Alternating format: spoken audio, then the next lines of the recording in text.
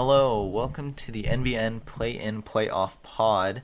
I'm Chappie Wire, owner of the New York Knicks. I'm going to be talking with Flash Thompson, owner of the Portland Trailblazers. Now, we recorded an episode on the Blazers, their team, the play-in chances, and what they're planning to do after the season. Unfortunately, the first 4 minutes of our recording got cut off, so we're going to start in with what we have recovered. And I have asked Flash a question about team composition and how his players are meshing together. Um, I think it meshes pretty well. I definitely think there's pieces that we still need to add as this goes on. Um, replacing Whiteside with Zeller, I think was a bit of a mistake on our part. I think that sort of hurt us, created a bigger hole. And so when we added Favors, I think that was a big help and replaced what Whiteside was doing for this team. And so I think it might take a little while for the team to gel, but I like the way we're playing at the moment. Yeah, I mean, 7 seed, it's not something to sniff your nose at. You Yeah. guys right now are going to play the Rockets, who have been pretty terrible on stream. They have a bad stream record. And you guys have Damian Lillard, who's broken on stream. He's Yeah. actually busted. I don't know what happened, but he's the new Jokic for this. So we might actually be seeing an upset from those guys. Do you like your chances in the playoffs? I would say I have some confidence. I I've watched some of our streams and I've been really happy to see with some of the stuff that we've been able to do. Um, I think depending on whether it's stream or sim, can definitely improve or hurt our chances. Um, but I think that we've got a good shot at maybe an upset in the first round. All right. Well, as you know, we have the play-in format, and that means the first game of the playoff. If you stay at your 7th seed and all the other seeds stay the same, then your first game of the playoffs will actually be against the Clippers, who are the 8th seed right now. Yeah, So in that case, it's single eliminate, or well, for you it'd be double elimination since you're a 7 seed. So yeah. in that format, do you think it's a cakewalk, or still like you have to put in the extra effort? I still think we've got to put in some effort. I don't think it's going to be easy. I think the Clippers have done a good job with. I think Mega's done a good job with what he's built, even with trading away Kawhi and Paul George. Um, I'm excited to see if we do get to match up against them. It'll be a cool matchup, but I don't think it's going to be easy or anything. Wait, did you say Paul George? Yeah, didn't he trade Paul George? Oh, okay, yeah. I thought you said he was on the team. Okay. Oh I no, thought I no, was gonna have I to meant break no. something to you. Okay. Uh, but yeah, I mean, with your own trades, we talked briefly about Schroeder, but recently your deadline trade was for Thomas Satoransky. I think you also traded for Vernon Carey. Do you think, and Derek Favors, do you think that those are players that are going to be a large part of your playoff rotation? I believe so. I think Favors will definitely have a big impact down low. We've definitely needed a paint defender, and I think he brings that to the table for us. And Sadoronsky, I really liked how he played in our last stream. I think that was a good move, and I'm excited to see if he continues to play this well. And I think he'll definitely have a big part of the rotation. Well, yeah, yours is definitely one I'd consider a really balanced roster. For me, the age is what really stands out to me. That you got these good young players in their prime, and then you Hmm. also have some guys on the come up like Vernon Carey, Tyshawn Alexander, who are both rookies that I was thinking about drafting myself, and they ended up on the Blazers, which is really it's kind of annoying because yours is a team where I know that if you like a player, then you don't really want to trade him, which is not the same Yeah, as some other GMs out there, if you know what I'm saying. yeah. Okay, and Sadiq Bey. Sadiq Bey, right now, is he a starter for you? I believe we've worked him in and out with Dylan Brooks. We started Dylan Brooks at the three a lot this season, and Bay, as he's improved, we've moved him in a lot. 'Cause that is definitely, I guess that's going to be a situational sort of thing. And when we look at the playoffs, we're just going to see how those guys play on stream. And maybe we will see Sadiq Bey start there. As far as this three center issue, is that one that you think is going to cause problems for you in terms of minutes allocation, or it's a good problem to have so many good players? Uh, I think there could be an issue. I'm not too worried about it though. Um, I like the what's the word? I like the diversity, I guess, there in terms of talent. I think we've got three guys who bring a lot of different stuff to the table, and there may be some um, minute issues there, but I think that each guy can bring enough to the table to get them into the rotation. Hmm. Yeah. Then the thing is that none of them can shoot, so I mean, that's something I anticipate being an issue. But Yeah. when you have so much spacing in the front court or in the back court for this team, I think that alleviates some of the pressure. So even though right now everyone's talking about shooting, everyone's talking about having a floor spacing five, Hmm. stretch four, all that, and this team isn't really so modern in that respect, it's Yeah. still not entirely a weakness, if you know what I mean. Yeah. And I mean, when you see this team in the playoffs and other teams that have those floor spacing five, do you think of yourself as at a disadvantage, or it's something you can overcome? I think we can overcome it in the right circumstances. Um, we might have some issues down the road, but you never know really. I think our guys are good enough to play with the spacing big guys, and I'm looking forward to seeing how they match up. Because even though most of these guys that can shoot threes, they tend to not be the best rim protectors. I think with the exception of maybe Brook Lopez and maybe Yeah. Embiid, right? But in the West right Hmm. now, it's a it's a little more traditional, right? I mean, Rudy Gobert just got traded to the Lakers, and then your first matchup will be against Sabonis and Randall, right? So Hmm. those are two different kinds of centers, right? One where um, one is defensive player of the year, and the other is going to be, sort of not so well versed in that respect. So, do you think that on nights where it's not necessarily going straight through Damian Lillard, that your centers can provide the offense to make up for that? Yeah, I think our guys have shown it, especially Zeller and Nurkic. I think they've had games this season where they've been able to give a offensive boost when we've needed it. I think consistency's been a issue there, but I think we can pull through if it's the right night. All right. And then actually, I know that the big thing that you guys have had trouble with is the small forward spot throughout the season. You've Yeah. always been looking for someone to fill it in, and maybe it was Dylan Brooks, and now I think you guys got really lucky with this Sadiq Bey thing because counting on a rookie to be a starter is not always the way, and you didn't really need him to be a starter right away. But now that he's Yeah. kind of broken out of it, it's going to be a really good thing. Even though he plays more of the four, I think Yeah. in real life, it's still a really good thing for you guys to have. Even if it's like Dylan Brooks is playing like 20 minutes and then Sadiq Bey takes the rest, Hmm. like 30. That's still going to be something that you guys can do. And last year, did you really have the opportunity to look at the playoff coaching sheets? Not really. I was a little inactive last year towards the end, so I definitely wasn't around that much to check out stuff. Well, right now, do you think that it's more Lance that dictates the coaching on the team? Like he De- allocates the minutes and does Definitely. all that?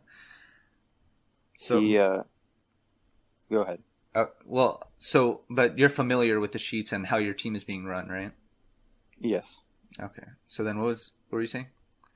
I was saying that Lance does a good job at looking over the coaching sheets and going over it and making the necessary changes. runs it by me usually, and I'll say if I have any issues with it or any changes that I want to make. But he usually is the one who runs it. Okay, and for the playoffs, do you think it's going to be more of the same, or you want to take a more active role? I may want to take a more active role as the season progresses, but I definitely want to see what happens first. I want to see how we're doing and what's working and what's not um, before I make any changes myself. Oh yeah, I didn't mean in like an overrule Lance kind of way. It's just Yeah, I don't know if you want to have more say. Everyone has their own personal lives, you know. So that's yeah, something we definitely understand here. Some guys they go really all out with it. We had a little bit of a controversy, I think, last year or 2 years ago when Chuck was in the playoffs against Av, and Av didn't start the second half with his starting lineup, so Chuck did. And then what happened was this Phoenix starting lineup was playing against the New Orleans bench, and then it switched. They did the subs, so then it was the New Orleans starting lineup against the Phoenix bench, and Chuck called it a bit yeah. greasy. So, uh, yeah, I mean, so I hope you guys are a little creative with your playoff coaching. We're definitely going to be looking forward to that. As the Blazers, you know, even with the low seed, they're kind of one of the more interesting teams in the playoffs because of their success on stream so far. And I mean, past this year, you know, you don't really have any picks in this draft. Your first round pick Yeah. is top 10 protected to San Antonio. Is one of your goals for the offseason going to be to get a pick in the draft? We might look into it. Um, depending on how the season ends up. Um, I think that, our expectations are, try to build a stronger team that has experience. But if it's necessary, then I think acquiring a pick is definitely something that we might look into. Yeah, I mean, technically it's not really necessary for a team like yours because you don't have young talent already. You have uh, star talent already, so it's not like you're desperate for anything. So, and definitely guys who have their first round picks already, they're looking to squeeze all the value that they can out of it when another team comes looking for it. That's why when Sacramento every year they come looking for a first round pick, they have to give up a swap, 2 seconds, another Yeah, first, and they get the 21st pick. You know what I mean? So yeah, it's you're definitely in a good position for negotiation if you want to go look for the pick. definitely. Okay. And then, have you guys started scouting for the draft, or not really yet? Not really yet. I think we've been more focused on this season. Yeah, I mean, I would expect that since you guys are doing so well. And March Madness is not really over, anyways, so that's usually Yeah, when it really gets going. All the sites start making draft content, and people get more exposure to the prospects. So yeah. that's when we usually get all that stuff. So let's finish off on how you think the off season is going to go for you guys. Because regardless of what happens in the playoffs, I think you guys are going to be happy with it as long as you get some good competitive games out of it. You know, is the expectation a championship or second round? How far do you think you guys need to go for you to be satisfied with it? I think that, I'd be satisfied with the second round if we can get there. That would really be something that um, blows away my expectations. I think that, I was expecting a first round exit for most of the season. And if we can blow past one of these teams and get to the second round, I'll be more than happy. Well, yeah, I mean, it wouldn't be the first time that a lower seed made it, defied the home court advantage, and they made it Yeah, to the second round, especially in this league. So we're all definitely rooting for you guys. thank you. And I mean, to be honest, Lillard probably one of my favorite players. I don't know. It feels a little weird though when he knocks down like 10 threes in a game. Like it's nothing. A little weird, but I'm still with it. And if you guys make it, it would be really funny for these teams in the top seed who, hype up their team and then they get put in the dirt. So if you guys could play a little high school or elementary school bully stuff some sand in some kid's mouth. I'm not usually for that, but I'll make an exception, I think. Uh, the team options coming up, you have a few decisions to make on Nurkic and Satoransky and Hmm. Porter. Do you think you have a semblance of an idea what you're going to do with those guys? Yeah, I think mainly, we want to bring back, most of the guys if we can. Um, I really like some of these guys that we brought in or that we already had. So accepting team options and bringing them back, if we are successful, is definitely something that I want to do. Oh, so you're going to put pressure on them, huh? If we don't make it to the second round, then you don't get your paycheck. Is it that sort of thing? Not really. Okay. Well, yeah. I mean, I'm excited about it. You know, this year is unique in that the lower seeds they're gonna have more than at least 4 games to show their stuff. For you, it's probably gonna be at least 5 games, Yeah. so big difference. But if there are some roadblocks in the play-in tournament, which there might be considering the volatility of single elimination tourneys, it Yeah. could be 2 losses and you're out, which is a little unlikely, I think, for a team as good as yours. But it could still happen considering that the talent level for the 9 and the 10 seeds they're still kind of high, Yeah. considering they could be the 8 seed. That's why they're there at the 9 and 10. In terms of the 9-10 seed, there's still competition as to who's going to be landing in those spots, who's landing in the 8 seed, maybe even who's landing in the 7 seed. Are there matchups that you don't really want in the play-in? Um, Looking at it, I'd say, I think Denver could be a tough matchup if they stick with the 10 seed or something like that. I think they could be a tough team to go against. Um, Definitely Los Angeles, the Clippers. I think they're a pretty decent team, and I think they could definitely give us a challenge. Those would probably be the two teams that I'd be most worried about. And on Clippers, I don't think we've seen them on stream since the trade, and they Yeah. both have main players Sabonis and Randall who have not really gotten first option opportunities on their previous teams. Indiana was like a whole balanced thing; everyone was balanced, Hmm. and Randall was on the bench in Atlanta, so it's going to be. They're kind of an unknown right now. We don't really know how they're going to interact together on stream, how much of their IRL All Star performance is going to translate onto stream. Hmm. So, I mean, your team is going to kind of be a guinea pig in that respect. But, Hmm. I mean, they'll probably get a stream before then, considering their spot in the standings for sure.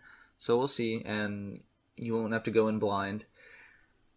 Teams definitely have gotten a big scouting. I've gotten a big scout on you. I think you're one of the leading teams in streams. Yeah. Do you think that's something that worries you, or Um, I'd say maybe a little concerning. I'm not too worried about it though. Uh, I think that we've performed well enough on stream to keep me confident enough. Um, but I definitely say that I'm not overly worried about it. oh yeah, because I mean, when you look at the way your team plays on stream, I think when people see you on stream, they're not thinking, "Wow, this is what I can do to counter." They're thinking, "God, I really hope I don't have to get rained on by Dame in the in the first round." Yeah. So, I mean, you guys got an advantage. Even you guys can kind of just whip it out. I think anytime you want on stream, Hmm. they can't really do anything.